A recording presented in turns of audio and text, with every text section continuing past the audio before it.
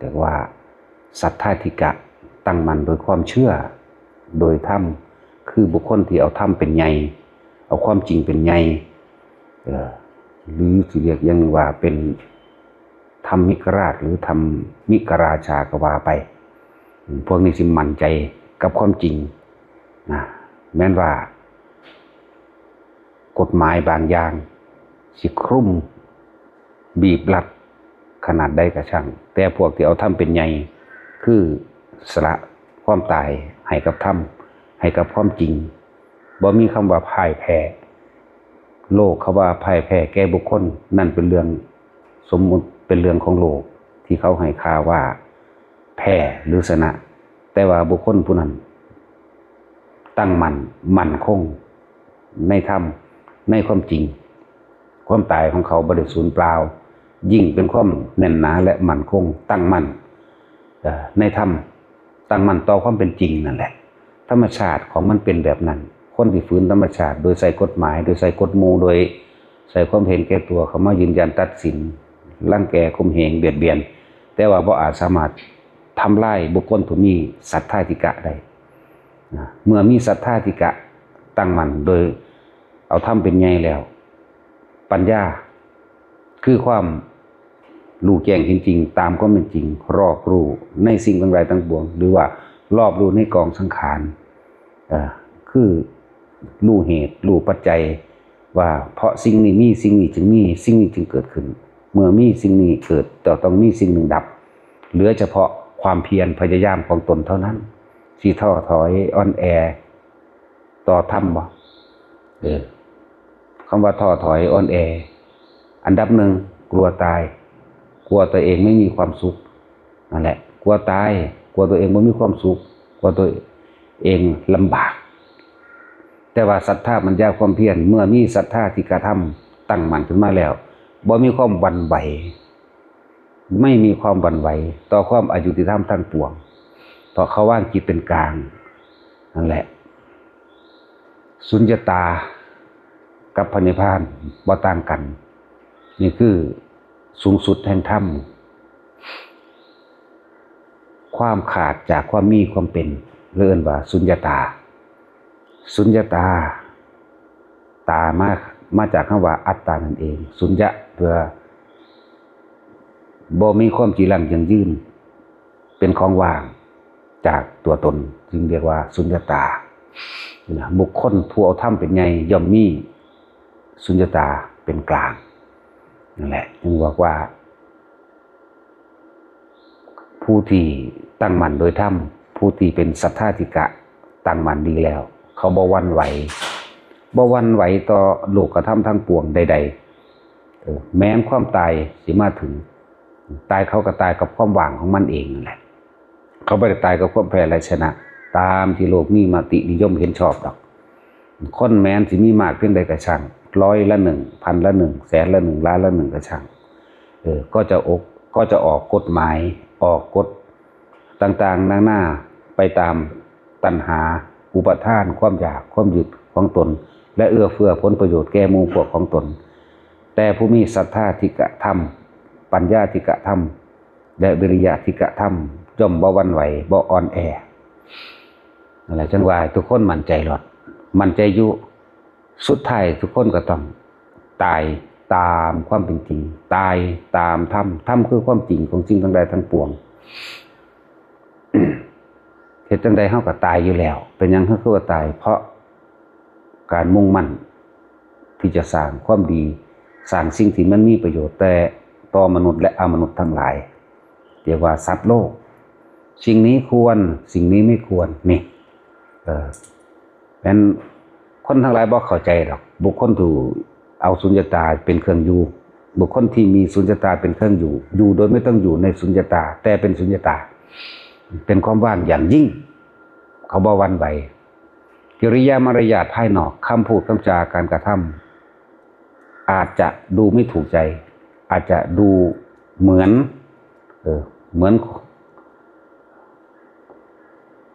ทุลักเหมือนทุลังเหมือนดุดันเหมือน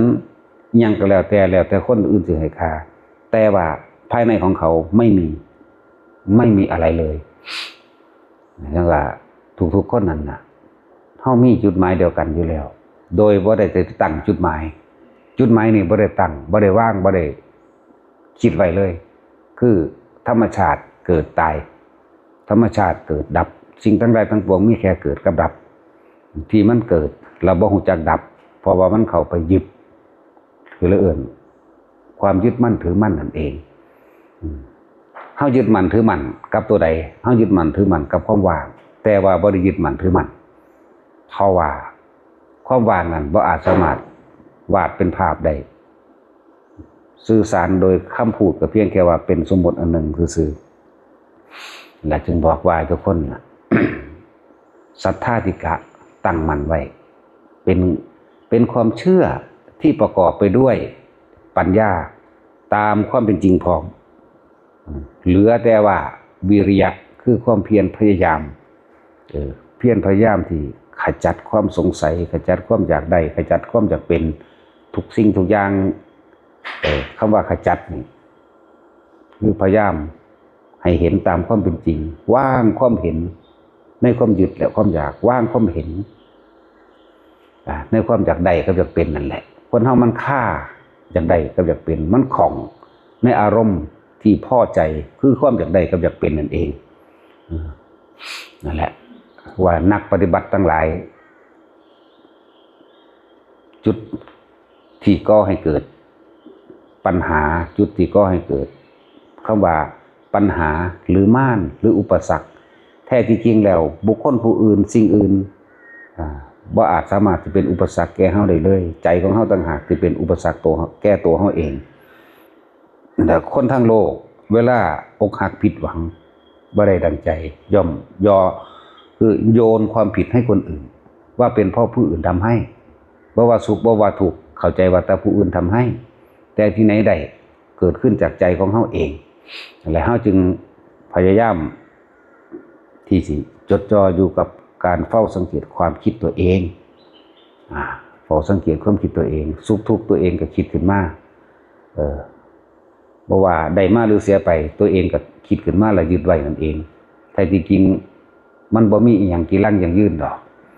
และจึงบอกว่าแต่ละคนนั้นเฮามีที่สุดของชีวิตคือตายสุญญตาแต่ว่าสุญญตาภายในต่างหากล่ะวัตถุ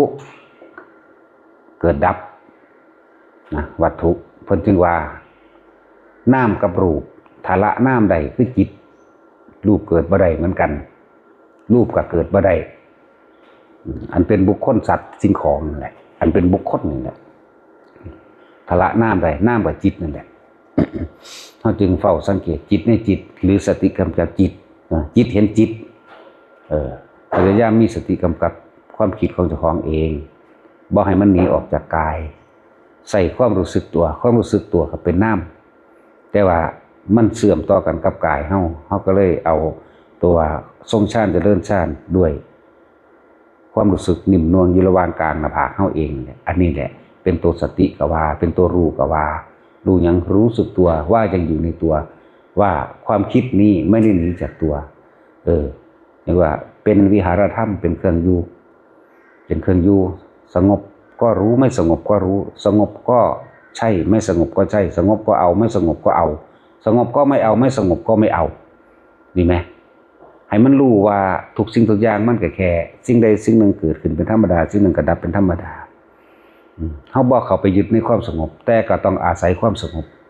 อาศัยความเป็นหนึ่งคำว่าจิตร่วมคืออย่างจิตร่วมก็คือความไม่คิดออกจากจุดใดจุดหนึ่งความรู้สึกหนึ่งอารมณ์ใดอารมณ์หนึ่งอันเป็นอุเบกขานี่เองจิตร่วมคือบ่คิดมากคือบ่ฟุ้งซ่านนั่นแหละเด้อบ่ต้องไปหาความหมายอย่างอื่นดอกจิตรวมนี่คือรวมอยู่ในความรู้สึกที่เป็นหนึ่งเรียกว่าเอกคตาจิตเอกคตาลมอารมณ์ที่เป็นหนึ่งรู้อยู่เห็นอยู่รู้สึกอยู่ในความที่เป็นหนึ่งแค่นี้เป็นเครื่องอยู่เมื่อเฮาอยู่เฉพาะจิตหนึ่งได้แล้วมันก็สิเห็นจิตเองดอกเห็นความคิดเองดอกมันสิตั้งมั่นของมันเองดอกเมื่อมันมีเกิดมันมีกำลังแล้วแม้มันสิคิดไปอย่างอื่นแต่ความรู้สึกก็ยังอยู่นี่นั่นแหละค ำว่าปล่อยวาง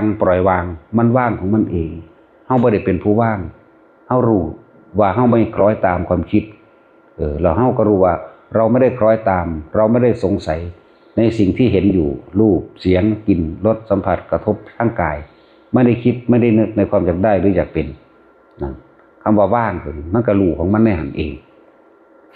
นั่นแหละแต่ละคนนั่นน่ะบ่ต้องไปโทษไผทั้งสิ้นเฮามาเกิดเองมารดาและบิดาไม่ได้ทำให้เราเกิด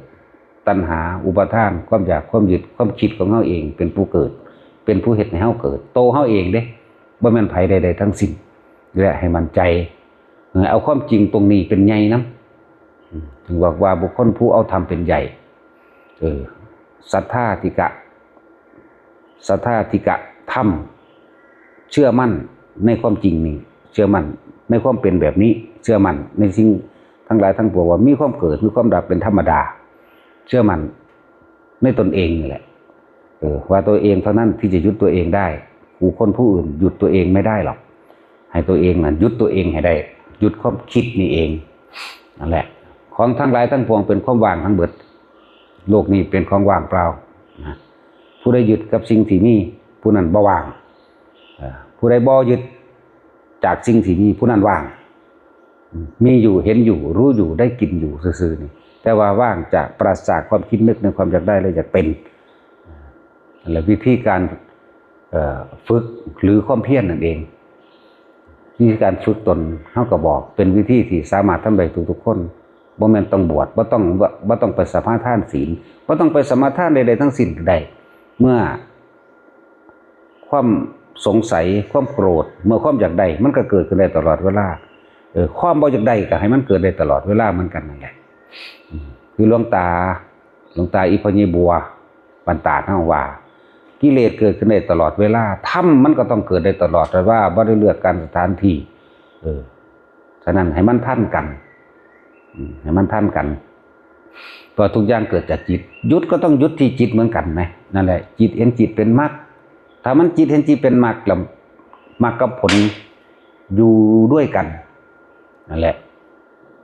มันก็นิโรธมันก็ดับอย่างดับคิดยุดคิดนั่นแหละ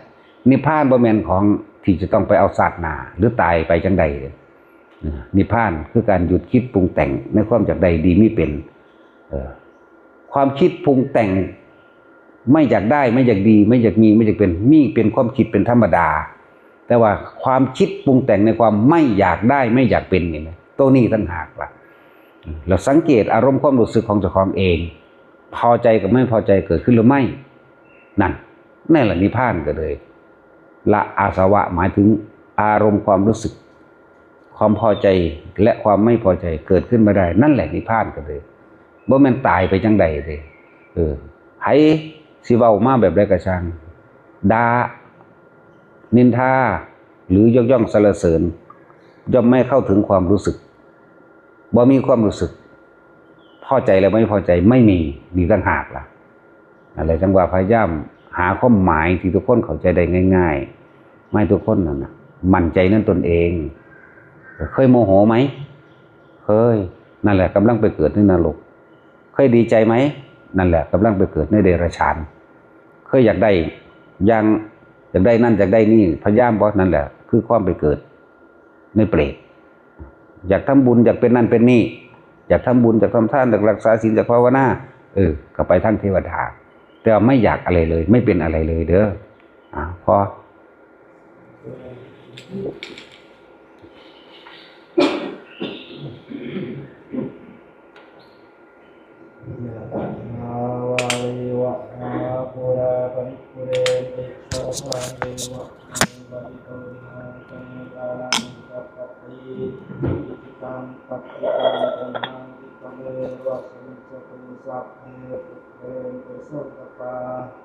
จันโทปนาระโสยะถาวิโยติระโสยะถาพิติโยวิวัชชันตุสัพพะโลกวินาศตุมาเตภวัตวันตรายโยสุขีติอายุโกภวะอภิวาทนาสีสัน ยิโนจัตตาโรธัมมาวัฏฏันติอายุวันโนสุขังภาลังปุสาพมังคะลัง รักขันตุสัพพเทวตาสัพพะพุทธานุภาเวนะสัทธาโสติภวันตุเตภาวะตุสัพพมังคะลังรักขันตุสัพพเทวตาสัพพะธัมมานุภาเวนะสัทธาโสติภวันตุเตภาวะตุสัพพมังคะลังรักขันตุสัพพเทวตาสัพพะสังฆา